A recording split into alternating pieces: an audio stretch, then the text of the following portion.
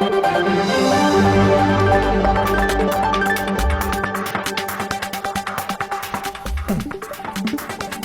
앵커본색 세 번째 시간입니다.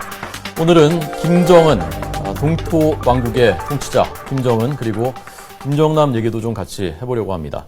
저희 앵커본색이 생방송입니다. 예. 혹시 녹화인 줄로 오해하시는 분이 있으실까봐 말씀드리겠습니다. 네, 오후 2시 18분을 지나고 있군요. 네. 예.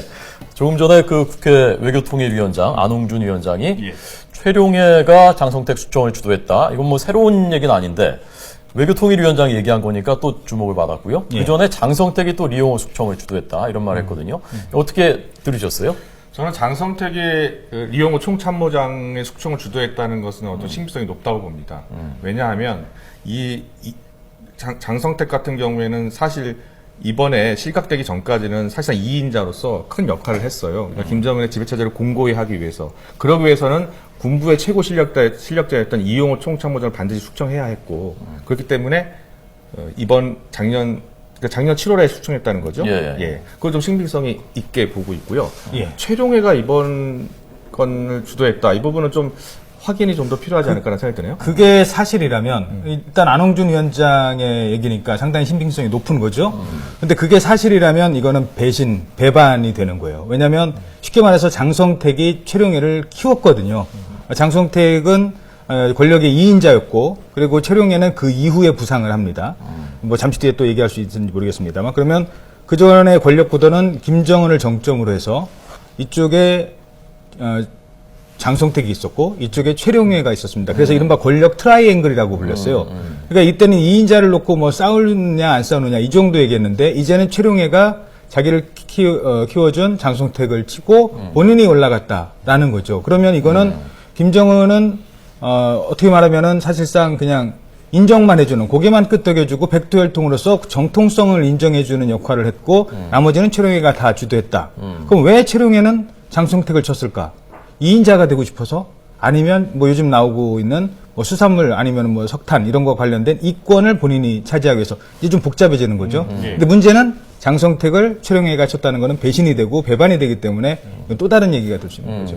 최룡해가 어떤 사람인지를 좀 우리가 알아야 되는데 이제는 굉장히 중요한 인물이 됐으니까. 그 사람이 뭐 기억하시겠지만 김정일 기품조를 관리하면서 뭐 성적인 쾌락을 위해서 뭐 이빨을 뽑게 했다. 라는 그 보도가 상당히 여러 군데서 나왔었죠. 설들이 많이 있었어요. 그냥 풍설이라고 하기에는 여러 군데서 나왔었던 그런 얘기고, 뭐 옆집에서 자랐다는 거 아닙니까? 김일성, 김정일 그 옆집에서 자라면서 최현의 아들이고, 그렇죠. 그래서 뭐 빨치산을 도와니까 형이라고 불렀고, 최현 전 인민무력부장 아들. 그렇죠. 그래서 혈통면에서는 일단 인정을 받았고요.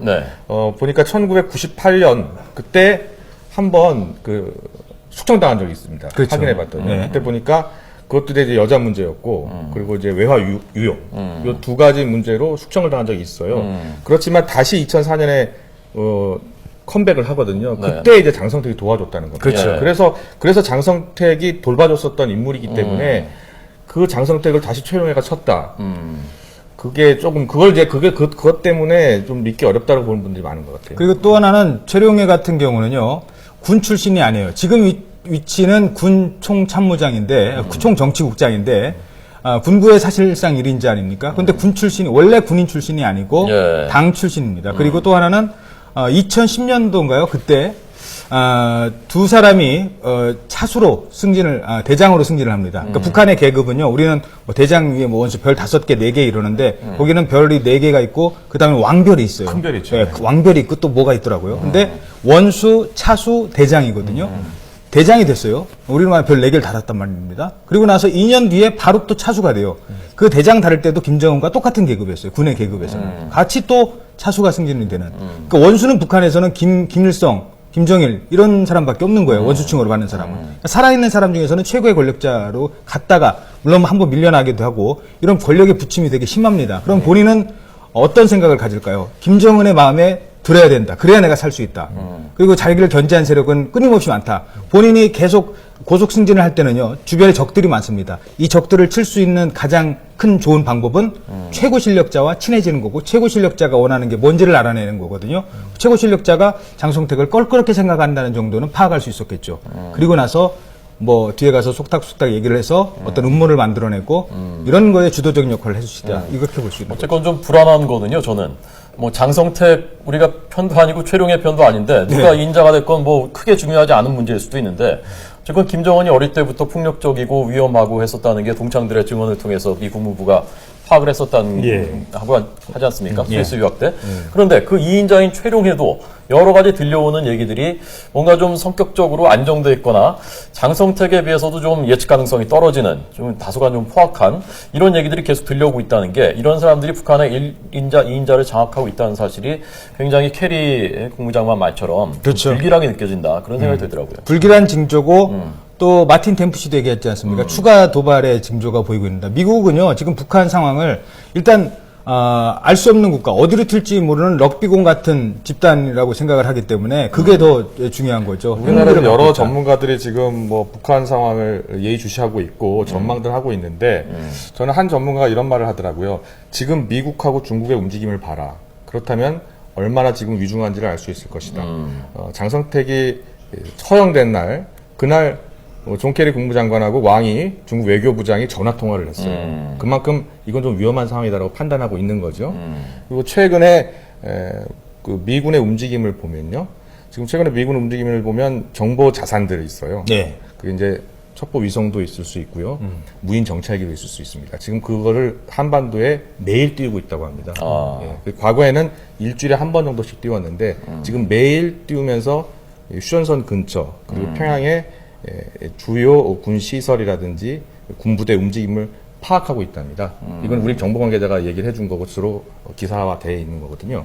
그만큼 지금 위중하게 보고 있다는 겁니다. 좀 위험하게 보고 있다는 거죠. 예, 이번 사태로 김정은이 저는 아주 큰 것들을 잃었다고 생각하는데 미국도 사실은 이 사태 전에도 믿지 못하겠다 이제 북한은 이란 핵 문제 해결됐을 때도 협상 타결됐을 때도 북한과 이란은 다르다라고 얘기할 정도로 이제는 더 이상 속지 않겠다. 그렇죠. 이런 입장이었는데 이런 일이 터졌단 말입니다. 그렇죠. 이것은 사실 일반인들 입장에서는 핵이나 미사일보다 더 심각하게 와닿는 거거든요. 아주 피부에 와닿는 거거든요. 그렇죠. 권력이 어떻게 될지 모르는 예, 일이기 때문에. 비정상적이고 야만적인 국가다라는 인식을 심어줬기 때문에 자 이런 상대하고 협상을 우리가 하고 대화를 할 것인가라는 거에 대해서 아주 심각한 회의론이 미국 내 이제 광범위하게 퍼졌고 또 하나 중국도 과연 이 상대를 우리가 끌어안고 갈 수 있는 상대인가라는 것에 대해서 전과는 아주 다른 수준으로 굉장히 회의론이 많이 퍼지고 있다고 저는 보거든요. 예. 그러면 다른 대안들을 찾을 수도 있는 거죠. 그것이 북한의 세력일 수도 있고 아니면 뭐 한국일 수도 있고 중국에서도 그런 고민이 시작됐다는 점에서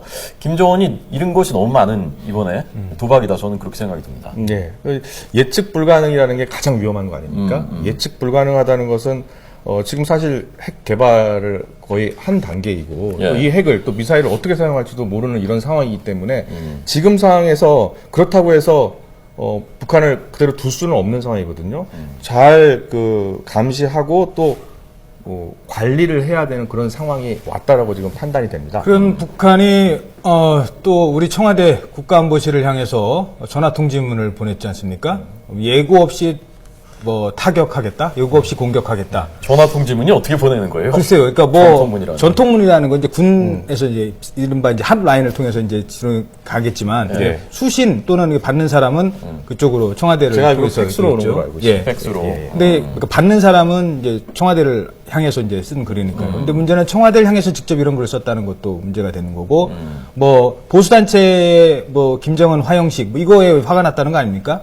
뭐 최고 존엄을 건드렸으니까 화가 날 수도 있지만 일단 예고 없이 타격을 하겠다라고 지금 이런 상황에서 했다는 게 그래서 주목이 되는 근데 거고요. 어제 남북 공동의 회의가 있었잖아요. 4차 회의. 예. 그러니까 그 개성공단 문제는 그대로 풀어나가겠다는 의지를 보이는 척 하면서 또 한편으로는 또 그런 위협을 하는 거 아닙니까? 예. 그러니까 제가 그걸 딱 봤을 때는 김정은이 일단은 지금 그 장성택 처형 이후 체제가 우리는 건재하다는 걸 보여주기 위한 하나의 수단 같아요. 그러니까 어제 개성공단 공개한 것 부분도 그렇고 로드먼 초청한 것도 그렇고요.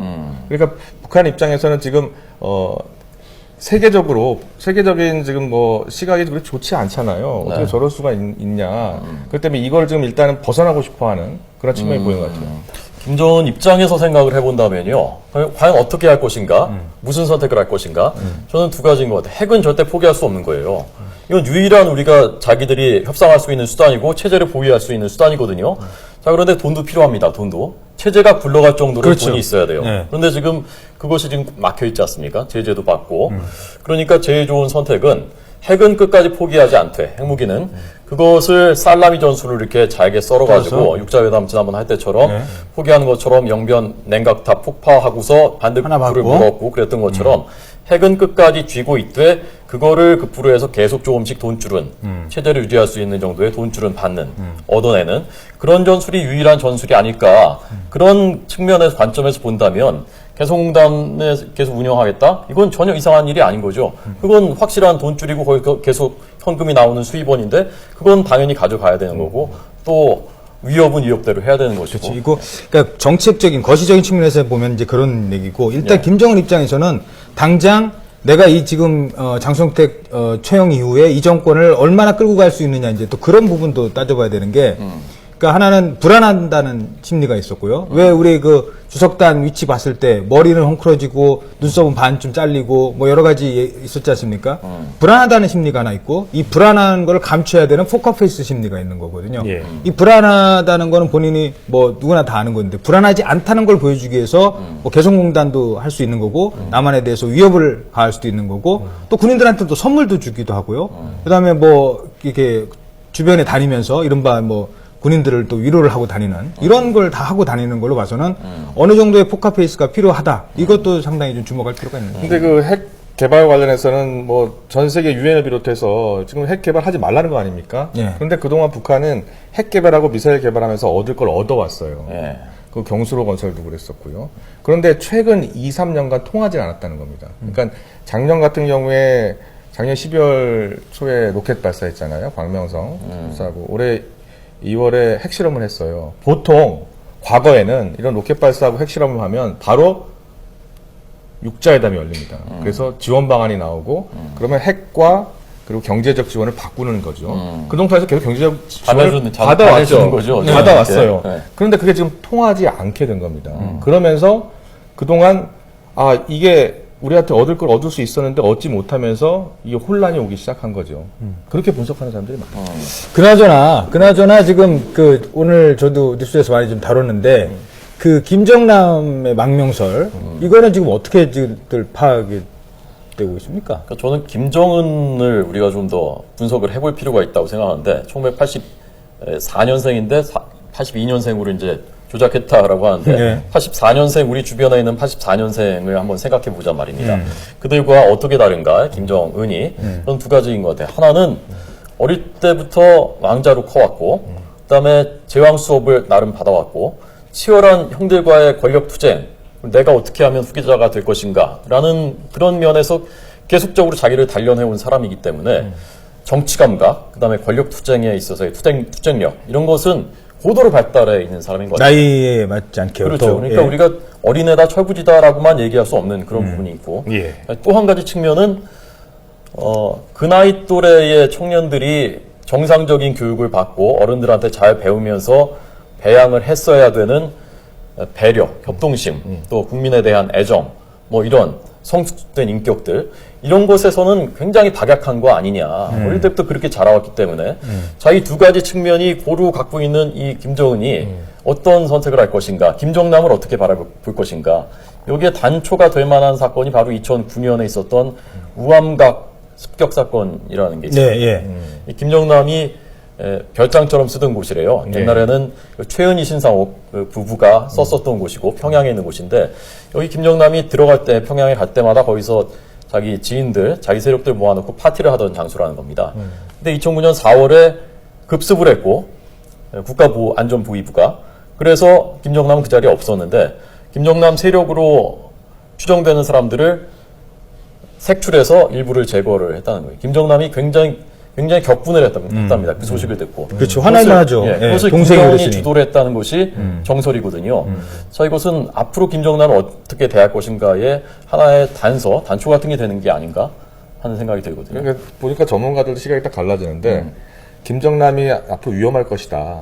그래서 망명을 시도할 것이다. 이렇게 보는 분들도 있고 반면 지금 장성택을 숙청한 이후로 민심이 반반이라는 거 아닙니까? 그러니까는 당연하다. 장성택은 처단돼야 한다라는 민심도 있는 반면에 북한 주민들 얘기입니다. 또 반면으로 너무했다. 고모부까지 저렇게 쳐내야 되느냐. 저렇게 극약무도하게 처형을 해야 되느냐. 이런 그 반반 정도의 민심이 있다는 겁니다. 북쪽에. 예. 그런데 이 상황에서 김정남까지 유예를 한다? 득실을 따져봤을 때 김정은의 체제 안정에 도움이 안 된다는 겁니다. 더욱더 불안해진다는 거죠. 백두혈통인데 거기도 그렇죠. 장남이고. 그래서 의외로 김정남이 위험할 것이다라고 보는 분도 있지만 김정남이 그렇게 위험하진 않을 것이다. 이게 체제 안정을 위해서는 그대로 살아있는 게 좋을 것이다라고 보는 사람도 있어요.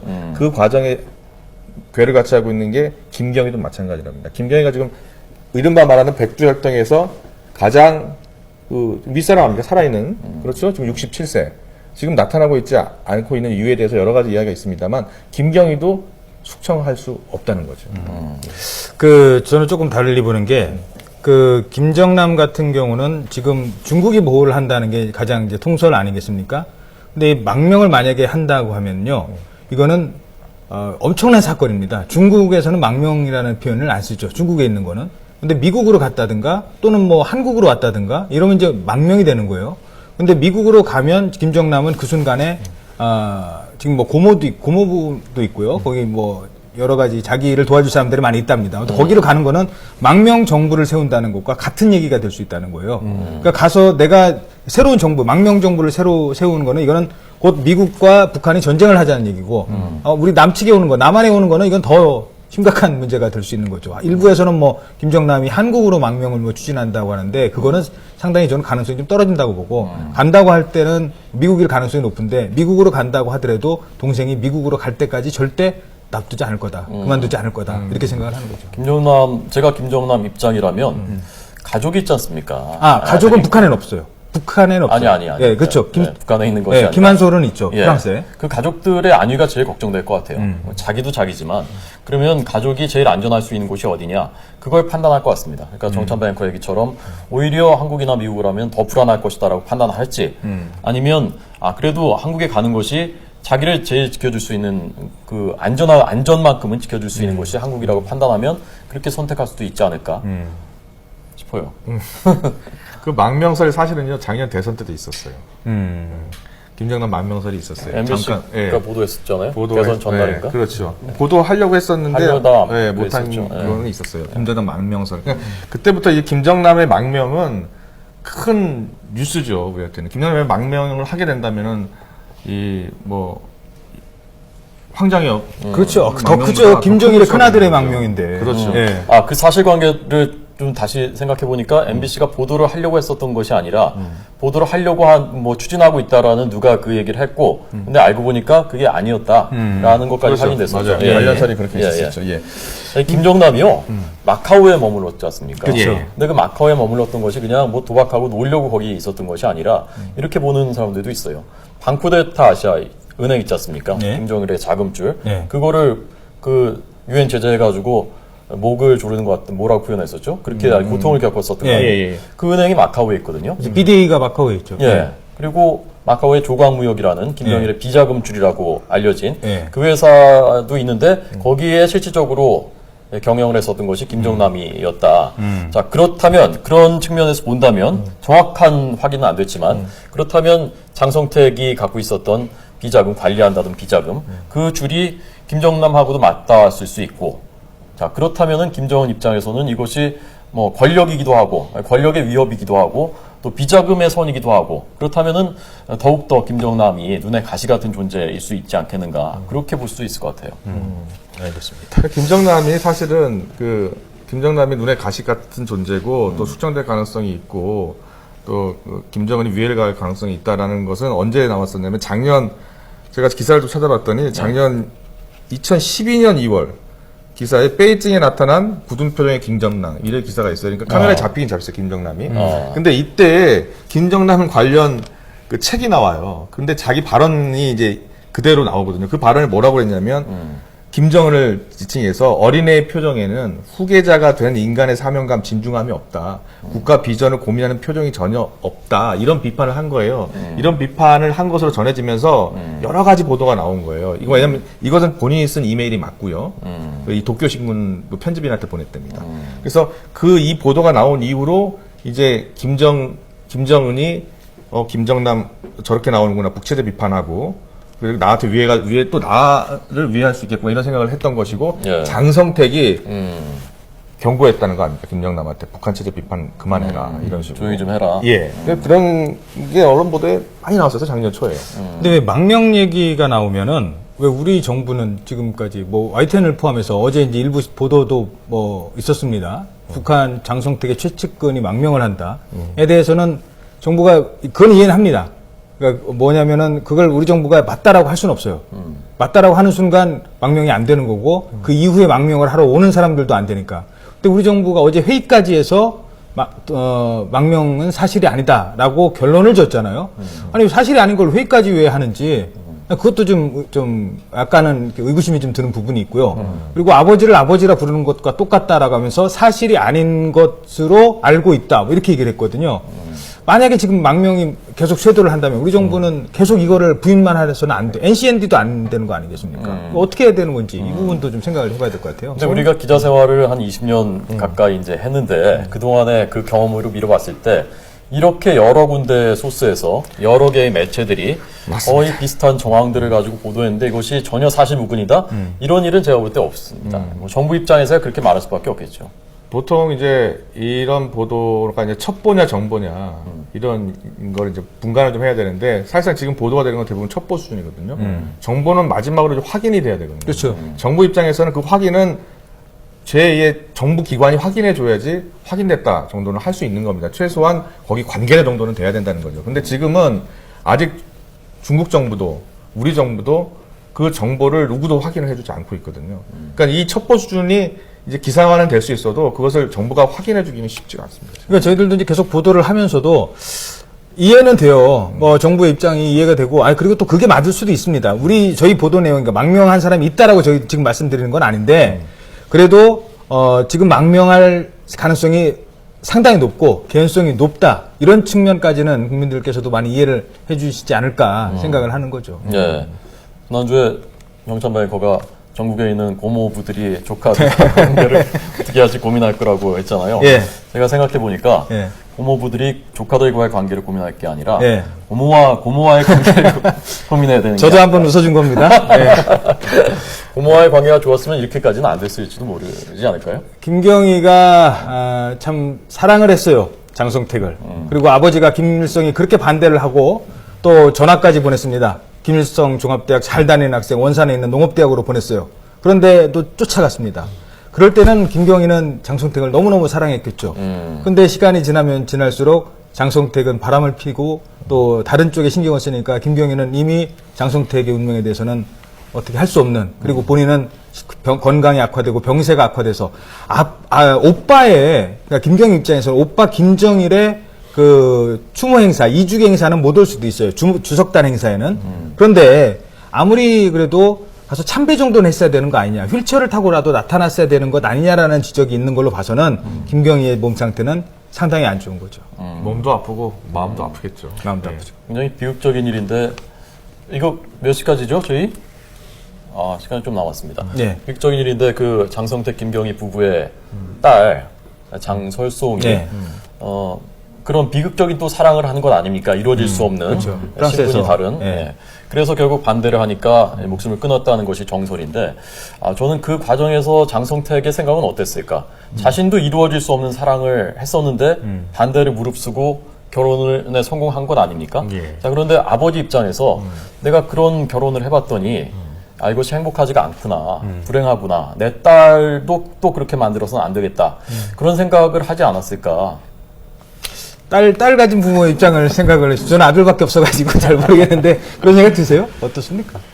저는 뭐 그런 사랑을 한 건 아니었기 때문에 잘 모르겠고요. 아니, 딸 입장을 생각하니까 저는 그렇게 생각합니다. 이게 이 권력의 2인자가 더 이렇게 누구의 사위를 통해서 그 자리에 간 게 자신의 실력에 의한 것도 있지만 누구의 사유에 의해서 그 자리에 간 사람은요, 항상 저 자리가 내 자리가 아닐 수도 있구나. 저기 언제든지 쫓겨날 수도 있는가라는 불안감도 있었을 거예요. 게다가 지금 어찌됐든 김정은 체제를 안정화시키는 데까지 성공을 했으면 그 다음은 안정화된 김정은이 고모부를 봤을 때는 저 사람은 나에게 더 이상 득이 되기보다는 해가 될 수도 있다. 그러니까 서일 위치가 좀 어려울 수도 있는 그런 상황을 맞이했을 수도 있겠죠. 제가 이제 오늘 김정은이 이제 그 국무부인 장성택을 치고 나서 저는 이제 우리나라 그 대북 정책이 좀 바뀌어야 한다 이런 생각을 좀 했어요. 왜냐하면 굉장히 지금 급변 사태가 올 수도 있는 아주 위험한 상황이거든요. 그러니까 그 김정은이 장성택을 치기 전까지는 장성택이라는 그 2인자고 40년 동안 북한 권력 중심에 있었기 때문에 체제 안정에 엄청난 기여를 했을 겁니다.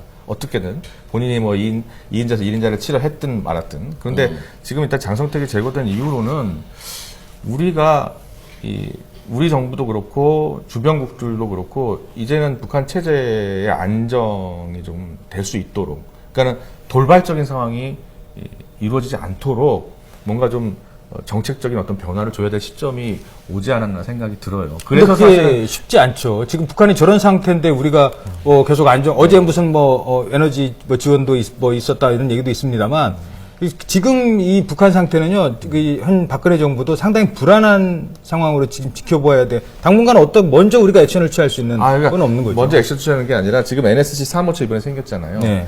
저는 그게 여러 전문가들 물어보니까 굉장히 잘하는 것이다. 왜냐하면 이 장성택 것만 하더라도 오늘 외교부, 국방부, 국정원 다 달랐지 않았습니까? 이게 사실 이래서는 안 되거든요. 이게 NSC 3호처가 생겼다는 의미는 그 국방부와 외교부 또 통일부 이런 국정원 이 대북 관련 기관들이 함께 머리를 맞대어서 같이 대비하는 겁니다. 그래서 같이 정보를 공유해야 되거든요. 근데 최근에 이제 NSC 3호처가 생긴다고 하니까 그런 정보들을 다 공유하게 된다면 그 정책이나 정책 펼 때 그리고 북한에서 어떤 돌발 사태가 났을 때 대비할 수가 있게 되는 거죠. 예, 알겠습니다. 자, 오늘 앵커 본색 세 번째 시간이었습니다. 동토의 왕국 통치자 김정은 그리고 김정남에 대해서 얘기해봤습니다. 고맙습니다. 네, 수고하셨습니다. 수고하셨습니다. 타이틀?